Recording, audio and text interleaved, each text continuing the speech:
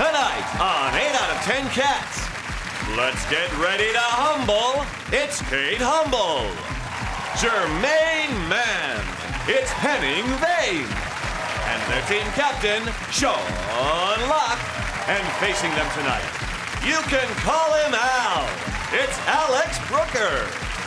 Going the extra smile, it's Rob Beckett. And their team captain, John Richardson. Now, welcome your host, Jimmy Carr. Hello and welcome to 8 out of 10 Cats, a show about opinion polls, surveys and statistics. Did you know, for example, 7% of women count sex as a part of their exercise regime? Well, they do when they're with me. All that running away keeps you pretty fit. 54% of published authors earn less than £600 a year. If that's you, here's a tip. Try writing a story about a boy wizard who likes his billionaire boss to tie him up and piss on him. You'll make a killing. And 3% of people claim they can speak fluent Welsh. If that's you, you can go fuck yourself. Right, let's get started.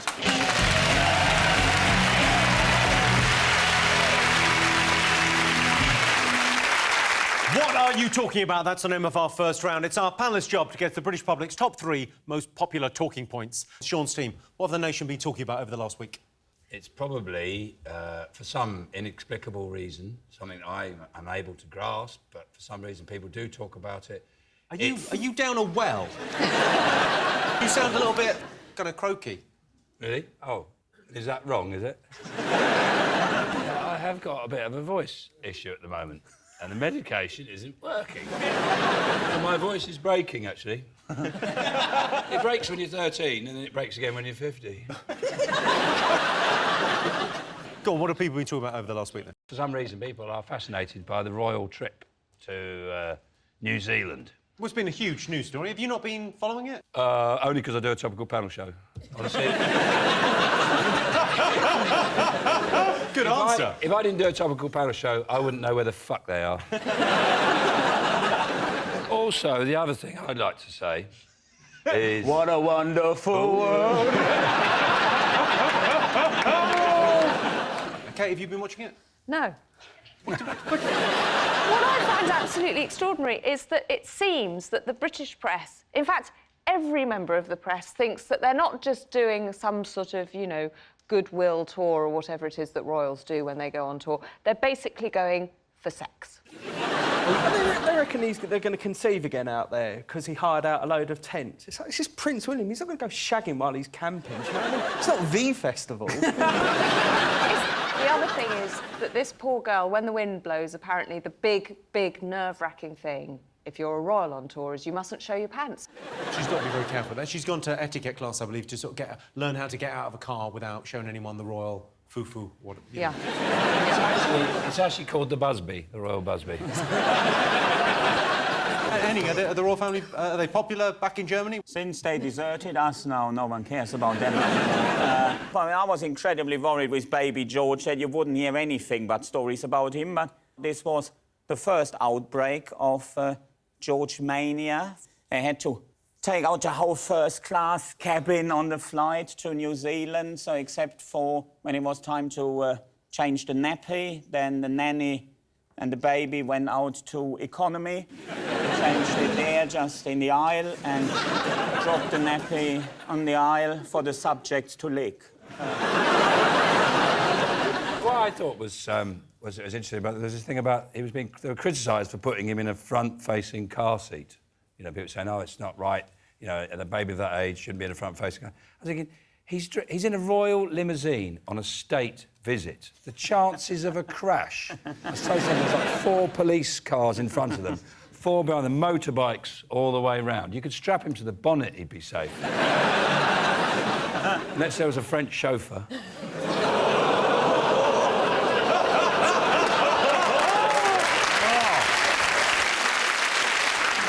It's the thing the royal family do. They go out and they go to different places around the world and they get shown round. And so, Rob, if you had them in your hometown, what would you show them? I'd probably just keep him indoors. Probably the best. Just have a barbecue rather than risk going out. There's not a lot in the Lewisham Centre. Magic corn's good. Magic corn. Yeah, his geezer's got a little stall in the Lewisham Centre, and he just puts corn on the cob in a little tub and put your own toppings on it. And you walk around with a little cup of corn. So that's good. I think the whole trip looks boring, doesn't it? Prince William, the future king, had to go to a plane factory. Now he's going to New Zealand and Australia. He's going to be the future king. On Games of Thrones, they get a sword and tits on tap. He's looking at jumbo jets. What I want to know about all this, and this hasn't been answered so far, is what different toppings can you put on corn? Well, John, let me start. Spicy Mexican, always nice. Straight up chilli. You can have plain, bit of salt, bit of pepper. One of the toppings is plain. Yeah. Who's ordering corn and having chilli as a topping? Chilli's a thing you have, and corn's sometimes in it. He's selling the people of Lewisham a byproduct and tricking them into buying it, saying, oh, so you a big bucket of corn here, you can have a pizza on top of it if you like. That's why it's magic corn, John. Amazing. Can I just say one thing? Rob's never paying for corn again in his life. Does he do it on the cob? No, it's off the cob. Basically, it's so hot as well. It's just like sweet corn. It's like a little store, has a little pot of corn, and then he gets a little cup. You can go medium or large. Is that depending on how hungry you are? Yeah, so if you're hungry, go for a bigger one. That's what I do. If I'm hungry, large. Oh. Just a little tip. Then you get your corn, and he goes, what topping do you want? I don't know where it comes from. It's like little potions. I reckon a lock-up garage is where it comes from. Right, let's look and see if Kate Williams' visit is up there. Yes, Kate, William and George are currently on a royal tour. Kate and William took part in the traditional Maori greeting of hongi, which is done by pressing one's forehead against the nose of another. It's also the traditional greeting in Glasgow, although there they do it with much more force. Johnstein, what else did the nation be talking about over the last week? Britain's Got Talent's back. Huge. Biggest Aware of TV that? franchise in the world, apparently, now. Is it? Yeah, there's 59 Britain's Got Talents around the world. What's Well, it's second? bigger than the weather. Shouldn't our last one have been called Hungary's Got Talent, but they're not doing very well in Hungary, so they're going to come to Britain and be talented? Because Britain's actually, ironically, run out of talent because we've plumbed the depths of having a dog go between someone's legs. Alex, what do you think of Britain's Got Talent? Do you like it? No, I think the same, that, like, we don't have a lot. And also, as well, now, like, the last winners, they are from Hungary, and if Scotland get independence, we also lose Susan Boyle. But even less. So, often it's the young kids that sort of dominate on talent shows because they're adorable. Have a look at this clip from America's Got Talent. Welcome to America's Got Talent. What is your name, young lady? Ellen. And you, sir, what is your name? Isaiah. You're the drummer, I take it, and what do you do? Sing. And how old are you? 6. You're 6, and how old are you? 9. Brother and sister? Yes.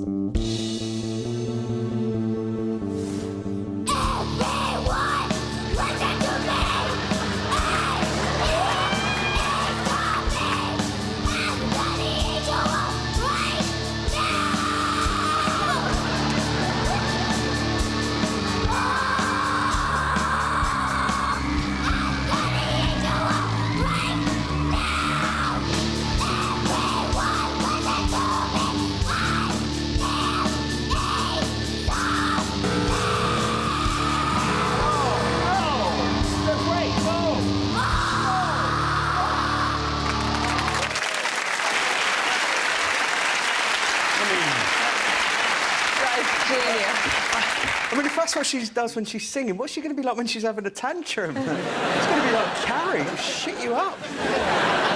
You know, because you might have thought, it wasn't what I expected. So she said she was 6 and she looked adorable, and I thought she was going to sing a sweet song, and then it turned out to be slightly metal. But let's have a look at an adorable child. This is from India's Got Talent.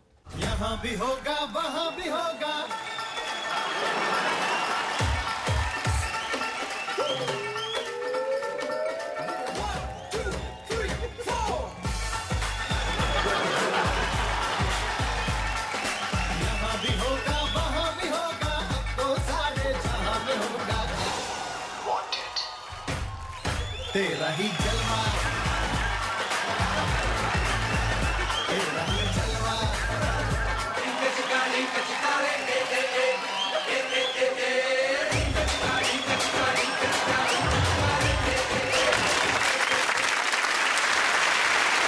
Wow. Miley Cyrus, eat your heart out. And that is how Michael McIntyre was discovered. a small man. That wasn't a child, that was a small man. That was a small man. There was just nothing childlike about that creature. That wasn't a child. That wasn't a child. That was a small man. It's good to know that if you want to sort of thrust your groin at someone, all you've got to do to get away with it is go. I do that shit week in, week out in Yates's, and it never works for me like it did for him there. Would you go on? Have you got any? Has anyone here got any secret talents? Yes. I have trained a flock of starlings to fly. You know where they fly in like an oil slick swoop? Oh, yeah. And they do a routine to flash dance. It's like the red arrows. So I bring my starlings in, and then they just go, what a feeling. And they just sort of break off. Wow. That would be amazing. Flash dance, whatever it goes. Yeah, it's like the Batman theme, isn't it? It on a banjo. Yeah. Rob, got any secret talents? I can peel a banana on my feet. How did you find that out? I wanted a banana, my hands were busy.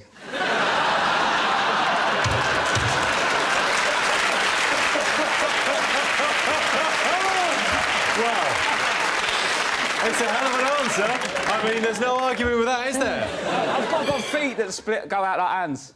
Like if I'm walking along and socks on the floor, I won't bend down and pick them up, just pop them up with a foot, a bit like a monkey. Right. Can we see? You can see them if you want, mate. I'd like you to look at your weird monkey feet. Yeah, they stretch Has anyone out. got the a front banana? here. Oh, yeah, I'm not going to do it behind it and I'll be able to see it, Jim. Okay, throw the sock down. Oh. Sock down, OK. So, like, they spread out a bit like that, see? Oh, Jesus! Yeah. Hang on, let's have that That monkey, isn't it? I wish I wore better jeans now. I wish I had 2 real feet.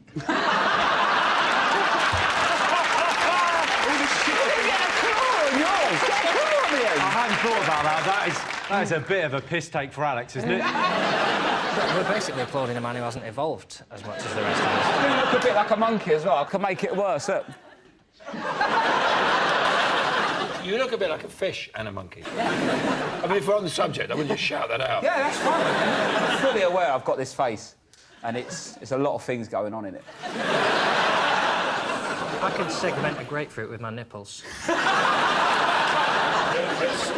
It needs to be cold, and then I pierce it on this nipple, goes really big. And then I spin it like that, and I flip this one.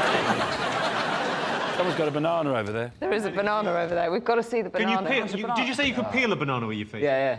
Oh, come on, we've got to see We've that. got to see that. Throw him in the banana, just throw it in. Oh, that would have been spectacular. I need to be sitting down, really. You need to... Well, sit down here on the front. Oh, You'll sit on the front there like a little monkey boy. I'm not a performing monkey. You're not a performing... When you say you're not a performing monkey, sit down and peel that banana. If this isn't entertainment, I don't know what is. This is...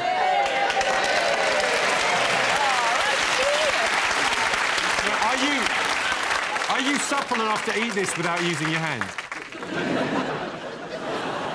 Jim, do you want some banana, mate? Yeah, no, lovely, yeah. How weird's this getting?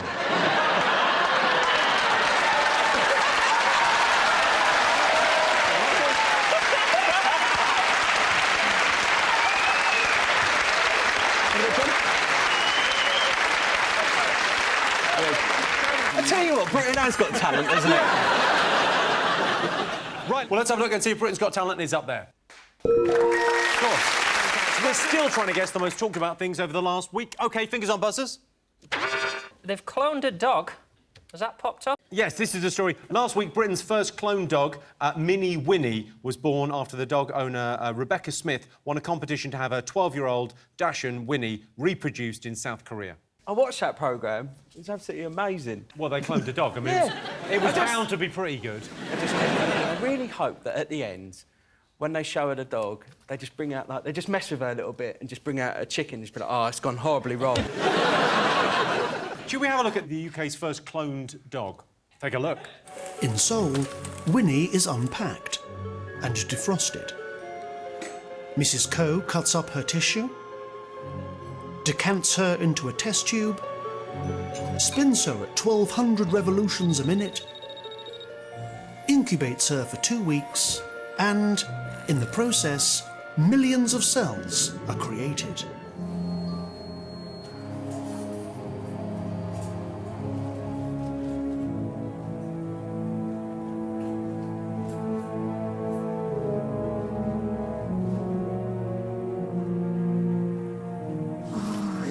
you.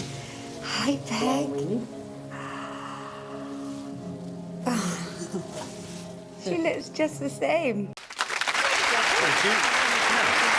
What I thought was interesting is how easy cloning is. I always thought it was quite hard, but you just get a dog egg, and I didn't know you got dog eggs, and you inject a bit of another dog in the egg, and then you put it inside a donor dog, or a dog donor, as they call it in South Korea.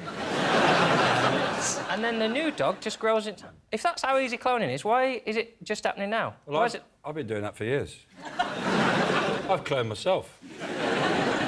The thing is, I was a bit pissed, and I lost count of how many I did. I did about 25 or 30, but I didn't put enough vinegar in. So they're all about that big. And the voice doesn't quite work. No.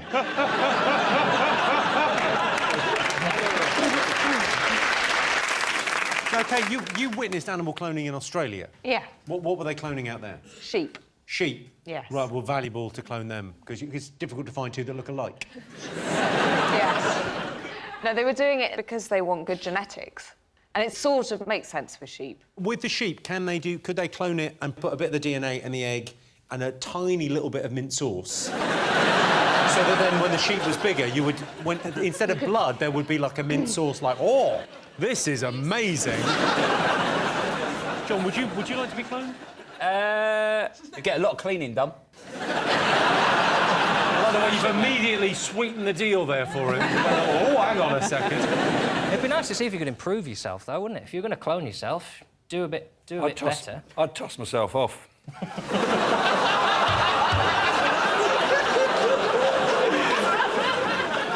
What a lovely image, Sean. The symmetry's beautiful.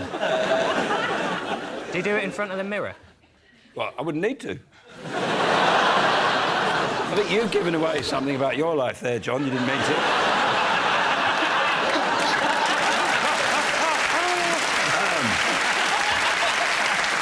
Can I just say, I didn't set out this evening to say that.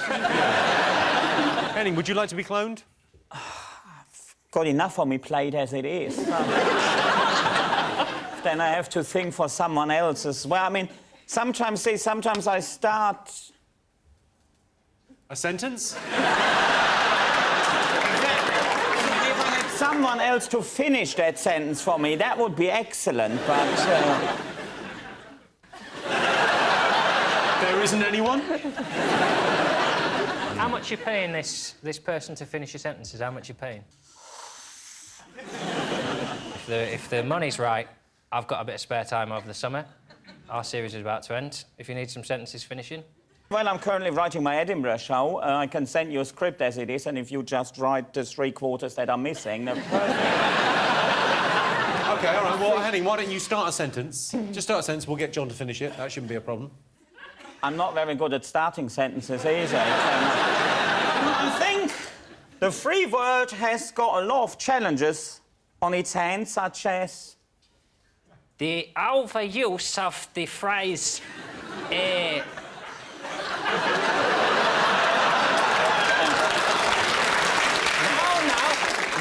Now, I'm already nervous because of the sound the audience is making. It's making me feel like this is not a bit of fun, but it's actually quite offensive.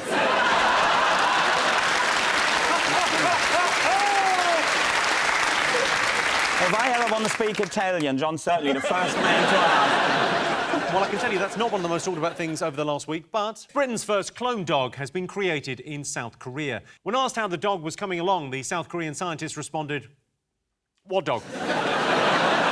OK, fingers on buzzers, one more thing still to get. Is it Maria Miller having to resign? Go on. It seems to be the main reason she had to resign is that she didn't say sorry for long enough. No, she only said sorry for 32 seconds. I know, that's quite a lot of sorries, isn't it? It's 31 seconds longer than my usual sorry, which is this. Oh, sorry. Well, what do you think, Kate? Should she have resigned sooner? Probably. I don't think she should ever resign. I wouldn't. I would never resign. I mean, I haven't done anything yet. Well, you're in a good position. You're not holding any office. I'm a captain.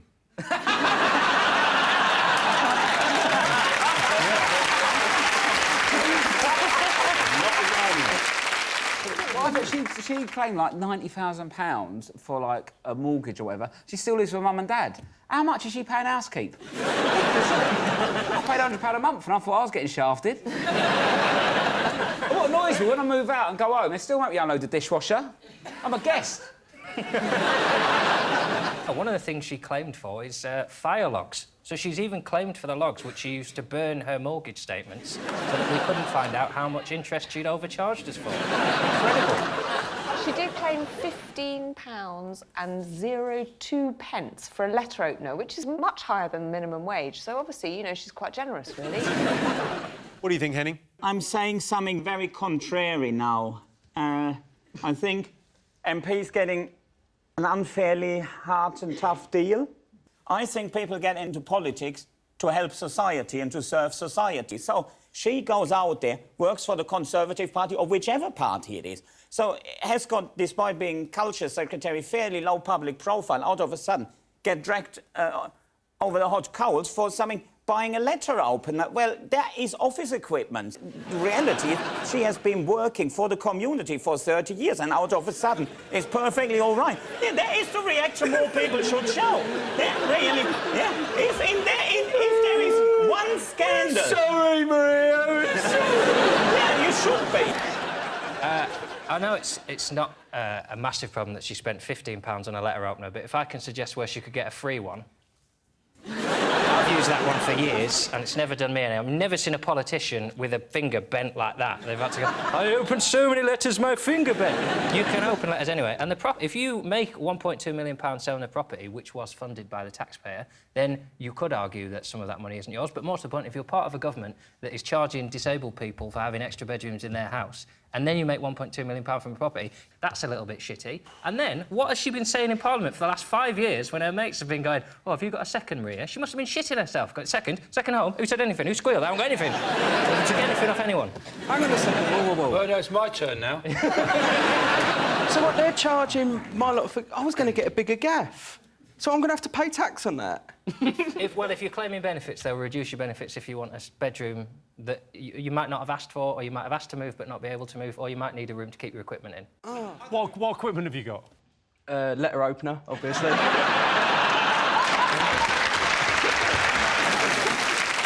Well, an MP who claims back £1.31 that he spent on jelly deals. One, where have you ever seen jelly deals for £1.31? And two, who gives you a receipt from a pub car park? Like, Conservative MP eating jelly deals. I don't touch souffle. Stick to your own.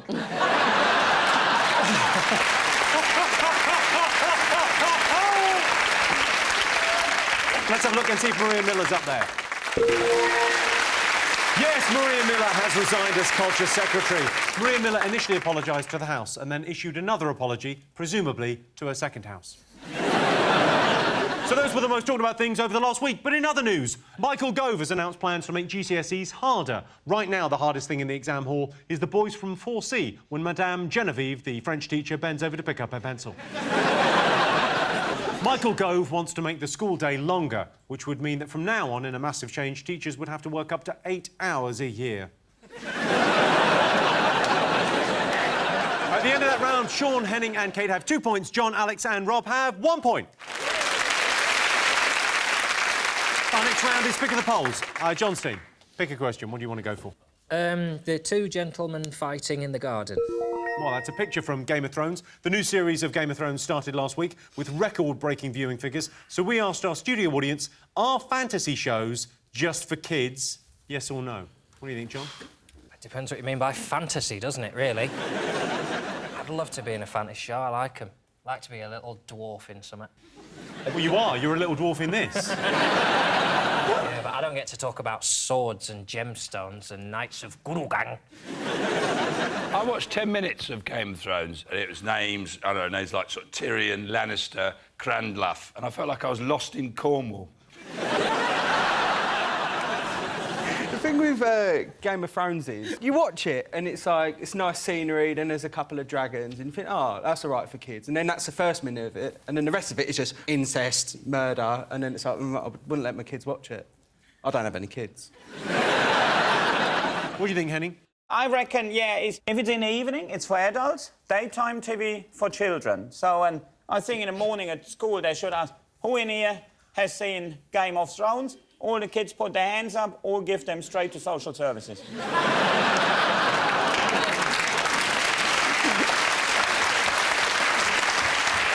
What do you think? Do you watch these shows, Kate? I'm a box set girl, but a little behind the times. So I've just started watching The Sopranos, which is quite good, isn't it?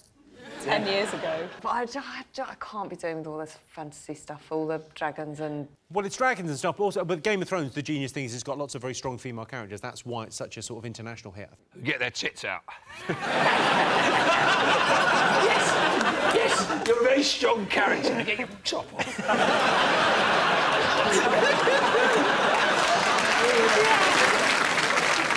So we asked our studio audience, are fantasy shows just for kids, yes or no? What do you think, Sean? They said no. OK. What do you think, Sean? Well, I'd like to offer Henning the chance for me to start the sentence and him to end it as me. That seems only fair. Go on. If you really want to know what I think, Jimmy, about the question of whether fantasy shows are just for kids, I'd say... They probably are.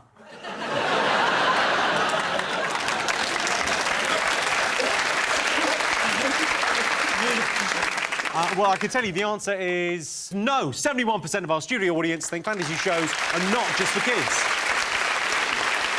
I love shows like Game of Thrones. My favourite is the one with those dragons and the horrible little weird-eyed goblin creature. You know, Dragon's Den.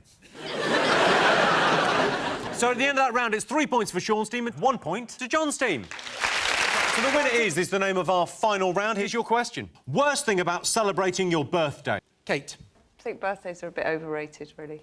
Actually, it's just another day, and you've still got to do the washing and unload the dishwasher and muck out the pigs. Muck out the pigs? And then someone might sing Happy Birthday, which is a really bad song. And no one... You say it's a bad song. It's actually the song that's made the most money in history. It's made $50 million for the people that wrote it, because you still have to pay when you sing it on television. Well, that's a good idea. I'm going to write a new one. Well, that's a very good idea, Sean. What thoughts have you got? It's Happy Birthday's the theme, obviously. It's your birthday. It's your birthday. You're not dead yet. OK, I mean, we're all going to have to get behind this. It's your birthday. It's your birthday. You're not dead yet. Do you sing Happy Birthday in Germany exactly the same, but in German? Unfortunately, we do. Yes, the same tune and same... The same tune, and we actually do sing Happy Birthday, Happy Birthday. Happy Birthday, Lieber or Liebe, and then insert name as applicable. Do you sing that? Insert name as applicable. Alles gut. No, hang on. I'm not good. I mean, I'm not... Are you actually German? Is this just an act? What? You actually say happy birthday. Yeah. You don't say, like, the German equivalent. No, because that just wouldn't... What's happy birthday in Well, German? that would be alles Gute zum Geburtstag. Now, little known fact, it's actually someone's birthday today. Yeah, someone's special birthday. Statistically... you would expect that to be the case, wouldn't you? It's actually Henning's 40th birthday today. Thank you very much, thank you. Thank you very much. Henning, we've organised, Henning, because it's your birthday and you've chosen to spend it with us, we've organised a little party. Well, not a party, but sort of a rally for you.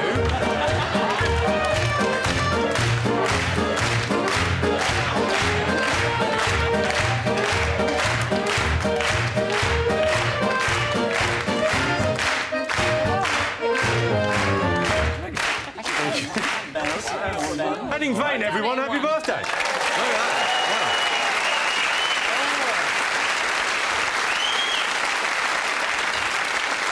I can't bloody lift mine up, can I? You can't.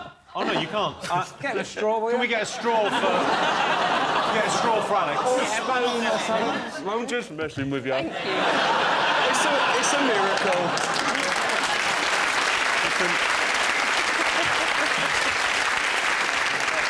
Try to do that as well. I remember the little Henning was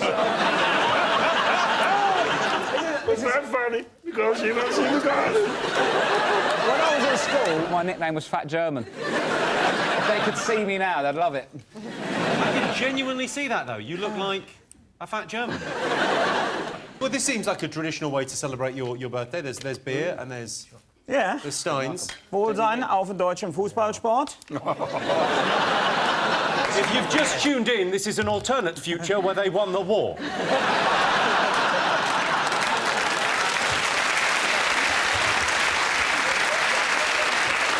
Just German beer. Yeah. Is it nice? Shall we all do the voice? That feels like we should all probably do the voice. The thing about German beer is they have the Reinheitsgebot. Von 1516. Yeah. I will just check in with the fat German boy. Rob. Ja. Ich will ja. Rob, in your case, just shut up. You look Aryan enough as it is. OK, John, tell us about one of your depressing birthdays. I imagine they're all pretty bad, but... Last birthday was a disaster because I had a girlfriend.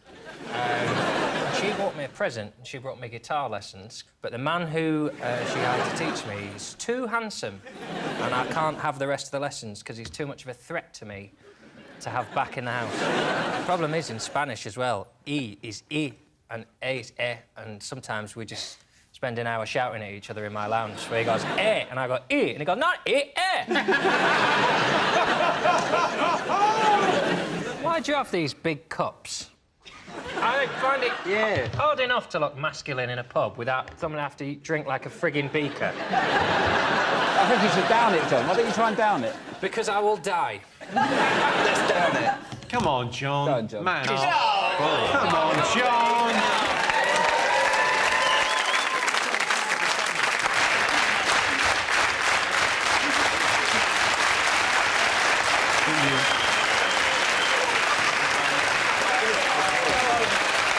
I'll be honest.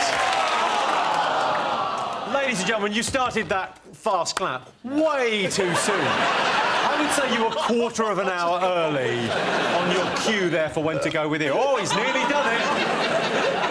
There's always editing. They can cut out the bit. Oh, that's true. Start again. But keep it nice and slow.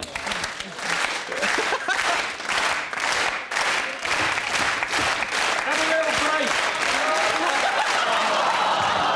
Have a little break. A lot of young people watch this show. Drink responsibly, obviously. OK, come on. This will be the best thing he's ever done. Come on.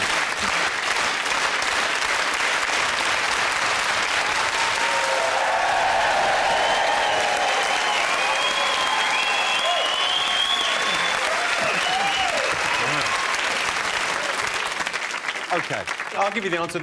The most annoying thing about celebrating your birthday is being the centre of attention. Yeah. Well, would you agree with that, Henning? Yeah. Last year on my birthday, my girlfriend gave me the bumps, or as they're more commonly known, genital warts. Well, that sound tells me it's the end of the round and the end of the show, which means the final scores are John, Alex and Rob have 1 point. Sean, Henning and Kate have 3 points. They're tonight's winners. Thanks to all our finalists, our wonderful studio audience, and to all of you watching at home. That's it from us. Good night.